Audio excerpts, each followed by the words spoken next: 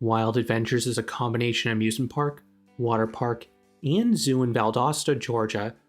I've heard some people call this park Vekoma Land, and I totally get why. This park does not have the best coaster lineup. That is the main reason it took me so long to visit this park. But this place actually has a lot to do beyond the coasters, as the overall attraction lineup and general atmosphere are really good. In this video, I will provide an in-depth review of this park, explaining why this place is so close to greatness. This place originally opened in 1996 as Liberty Farms Animal Park. Initially, it was just a zoological park, but starting in 1998, the property was rebranded as Wild Adventures, and they began transforming into an amusement park. They added 9 different roller coasters in a 5-year span. That is impressive for any park, especially a family-owned park like Wild Adventures. Because of their success, the owners founded the Adventure Park Group, and in 2004, they purchased the standing but not operating Cypress Gardens in Florida. They quickly added 3 roller coasters to that park, but 3 massive hurricanes caused significant damage. This delayed the park's reopening and caused budget overruns. The failure of Cypress Gardens caused Adventure Park Group to file for bankruptcy in 2006. The asking price for Wild Adventures was roughly $39 million. Herschend swooped in and acquired the park for $34 million in 2007. They have operated this park ever since. Herschend's ownership has been a mixed bag. On one hand, they have significantly improved the overall atmosphere of the amusement side. This included rethemes and repaints of many amusement rides. On the other hand, the attraction lineup has become somewhat stale. Only one coaster has been added during Herschend's 2 decades of ownership. That was Viking Voyage, which was a relocation from the closed Celebration City. But Herschend has also removed 4 roller coasters. This includes the aforementioned Viking Voyage and the park's wooden roller coaster in Cheetah. The latter was the park's only custom coaster in its history. This park has still gotten the occasional flat ride, but they are not expanding at the rate they were in the late 1990s and early 2000s. Will that change? I am not so sure. Herschend is willing to invest in a park. Just look at Dollywood and Silver Dollar City. These parks receive multi-million-dollar additions seemingly every other year. But these parks are resorts drawing high crowds. Over the years, Herschend has been more tepid and conservative with their smaller properties like Wild Adventures. Newer additions are few and far between. But they have done a great job with atmosphere. For one, the employees here are super friendly. That is typically the case with a Herschend theme park, and that once again holds true here. Then this park is beautiful. There's a large lake in the center with rides all around it. Then this park is lush. This includes the usual trees down the midway, and more uniquely, some animal trails through the woods. Parks like this do not even feel like a theme park. Then over the past decade, Herschend has been adding themed areas. This seems to be their focus whenever this park gets an addition. Each land is a cohesive aesthetic, rides, and some animal exhibits. Discovery Outpost is towards the front of the park. This is primarily a kids area, but many rides have a green aesthetic to tie in with marshes and swamp animals. And there of course is a large alligator exhibit, complete with a bridge over the pool. Oasis Outpost has a focus on relaxation, but there are a few rides matching the vibe of a tropical settlement. Water's Edge is a boardwalk along the park's lake. It has a festive vibe between the views, flags, and lights. It was expanded upon in 2026 with 2 new rides as a bonus. Even rides not in themed areas look great, as they typically feature vibrant paint schemes. Nothing here looks worn down. Rides don't have a ton of theming, but several of stylized logos or animal decals add to them for a little bit of character. Now let's run through the ride lineup. This park currently has 6 different roller coasters, and if you like old school Vekoma, you will be in luck. That has a majority of this park's lineup. The most notable coaster is Twisted Typhoon. This is a Vekoma SLC, but this one is noticeably smoother than usual. This still does have the bulky over-the-shoulder restraints, so I did ride defensively, jamming my head into the restraint, but it was perfectly tolerable doing that. When you aren't bashing your head, This is actually a solid layout. It is a fast-paced blitz of inversions, and I love the near misses peppered in as well. Boomerang is the park's other major thrill coaster, also from Vekoma. This one tracks reasonably well, but smaller riders could still hit their head in the Cobra Roll. The drops offer a nice tummy tickle, and the inversions are uber intense, particularly when experienced in reverse. Swamp Thing is a family invert from Vekoma.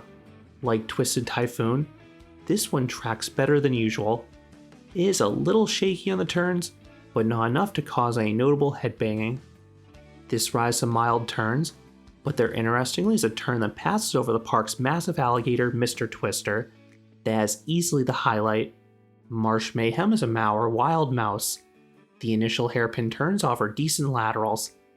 The second half is severely brake though, frequently bringing the train to full stops. Brace yourself anytime you see a brake run. As a result, the drops aren't too quick, but some of the ascents still offered tiny pops of airtime.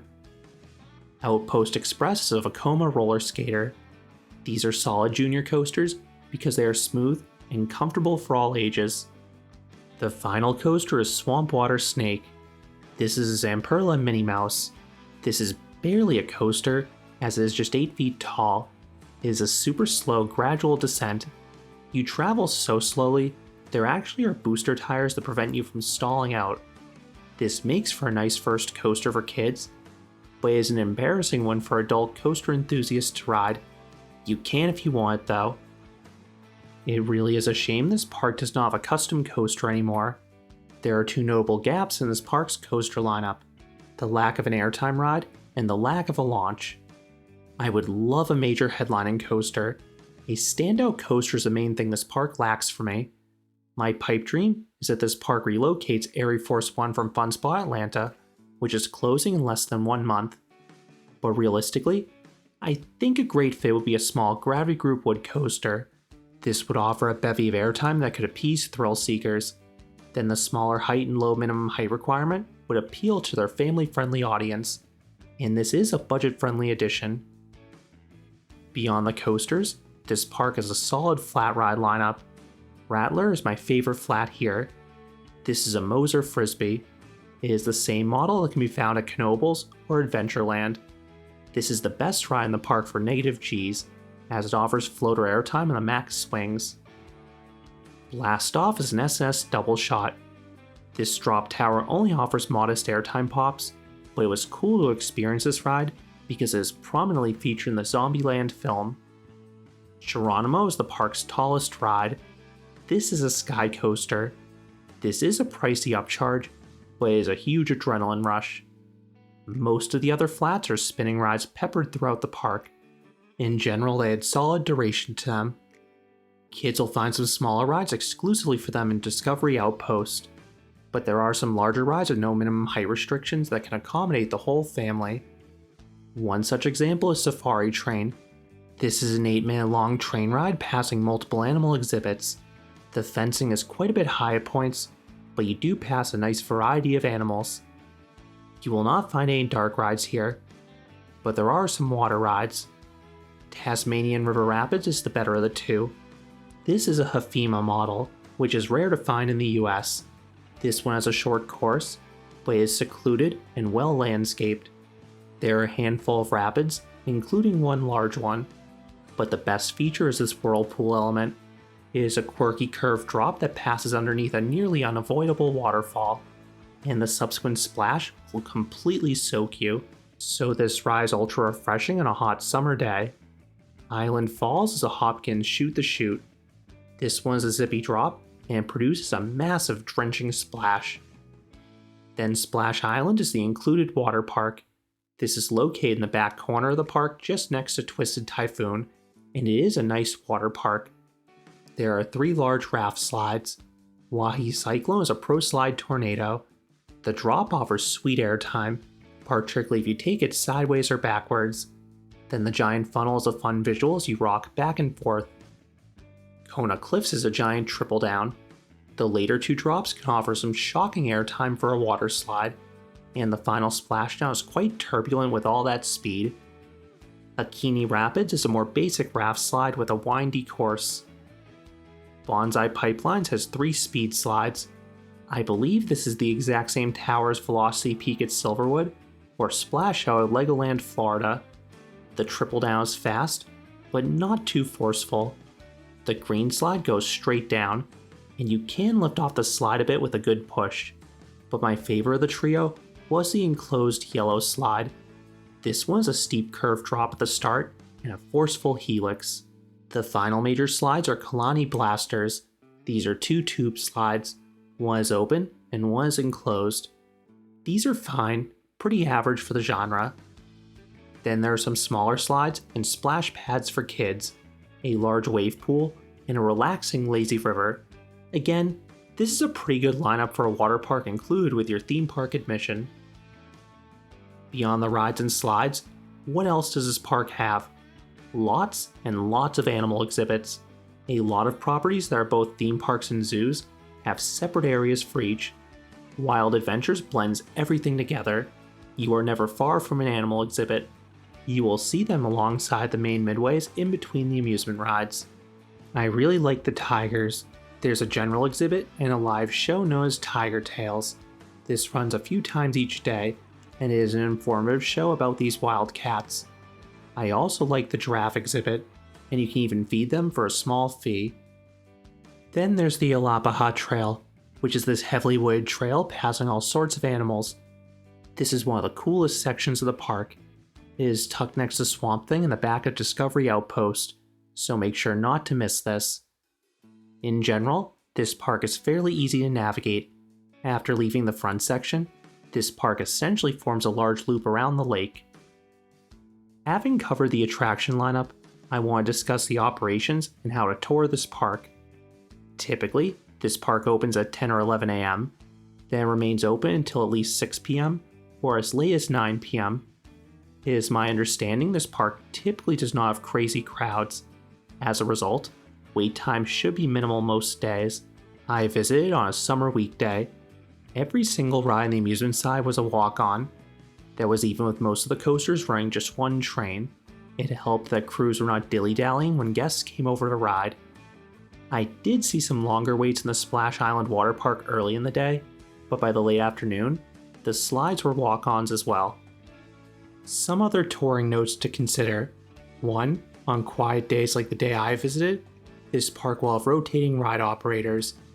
That actually ended up being my longest wait, simply waiting for an operator to finish another ride cycle and walk over to the next ride.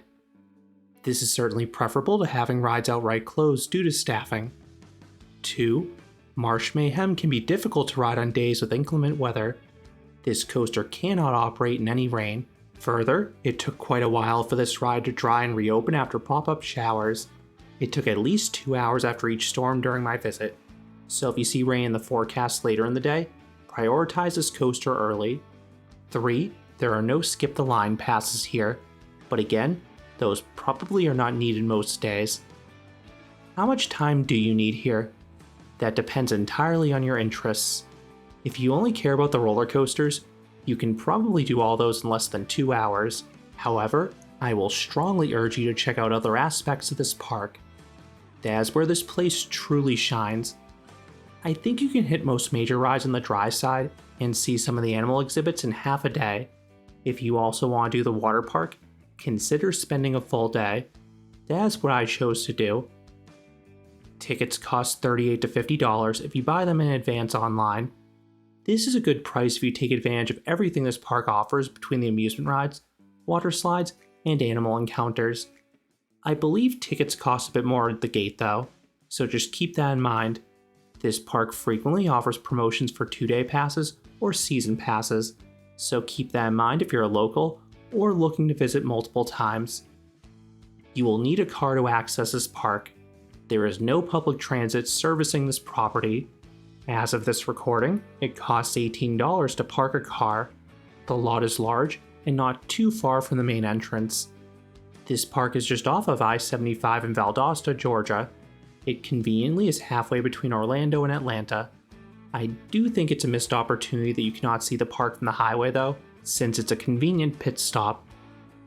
I know most coaster enthusiasts make dedicated vacations to Orlando, so it may make the most sense to append Wild Adventures onto a coaster trip when in Atlanta. This is 3 hours south of Six Flags over Georgia. One thing I did not realize going into my visit was that Wild Adventures is actually a resort. It also has a safari campground attached. There are sites for RVs and tents, and this offers exclusive animal encounters as a bonus. The final thing I want to touch on is the food. I had heard this park had some awesome homemade soft pretzels at Brews and Bites, but this was unfortunately closed during my visit, presumably for staffing purposes.